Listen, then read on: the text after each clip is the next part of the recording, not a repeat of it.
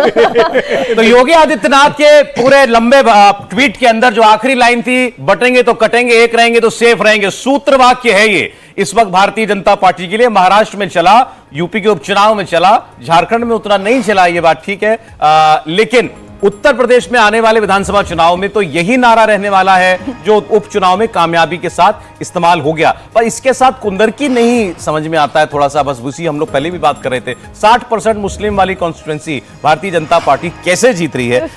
अभी एक वो मामला वहां वो भी तो था, इल्मा अफरोज वाला। अभी मुझे किसी ने ध्यान दिलाया और हम लोगों ने एक दिन चर्चा भी की थी, लेकिन वो रह गया था।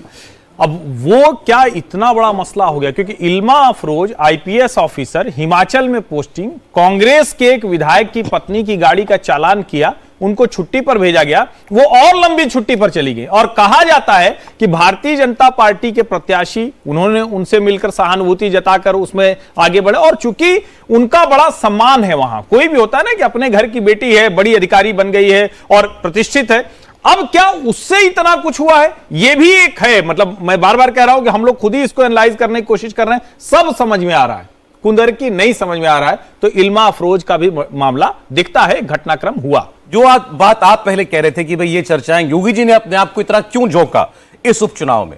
मतलब अभी अयोध्या का नहीं हुआ है, मिल्कीपुर वाला, लेकिन अगर आज वो साथ में होता तो बहुत, क्या लगता नहीं कि बहुत विपरीत परिणाम होते? ये जगह जिस 7-2 जब दिखाई दे रहा है तो आज बीजेपी मना रही होगी कि हो ही जाता है इसके साथ ही। अखिलेश यादव राहत ले रहे होंगे, अच्छा हुआ नहीं चुना हुआ, उसके कम से कम कहने के लिए तो हो गया कि वो सीट में जीत सकता हूं भी, एक बच गए।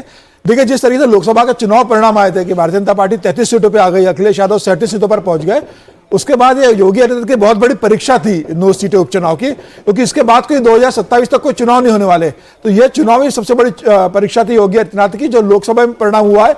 जो पीडीए चला था लोकसभा चुनाव के अंदर अखिलेश यादव के साथ, क्या वो पीडीए फिर से अखिलेश यादव के साथ बना हुआ है विधानसभा चुनाव में? अगर अखिलेश यादव या फिर वैसा ही प्रदर्शन करते हैं तो यह एक बड़ी चुनौती है योगी आदित्यनाथ के लिए। एक चर्चा ये भी चल रही थी सर कि इन चुनावों में भारतीय जनता पार्टी अगर जीतती और जो हो गया, उसके बाद जो बीजेपी के अंदर की खटपट थी, योगी जी के खुद के उनके जो कुछ सरकार में शामिल लोग भी जो शायद बहुत प्रसन्न नहीं रहते हैं, वो भी विवाद एक बार के लिए शायद थम जाएगा। खत्म नहीं होगा तो कम से कम थम तो जाएगा। क्यों त्रिपाठी जी, होगा? नहीं, बिल्कुल निश्चित तौर पर। और मुझे लगता है कि बार बार जो एक अफवाह तंत्र सा सक्रिय होता है और उसको लेकर कई बार कहा जाता है, अब ये तो सब जानते हैं कि भाई हर पार्टी में राजनीतिक महत्वाकांक्षा होती है, मुख्यमंत्री की कुर्सी बदलती है, लेकिन यहां मुझे नहीं लगता कि ऐसी कोई अफवाह थी।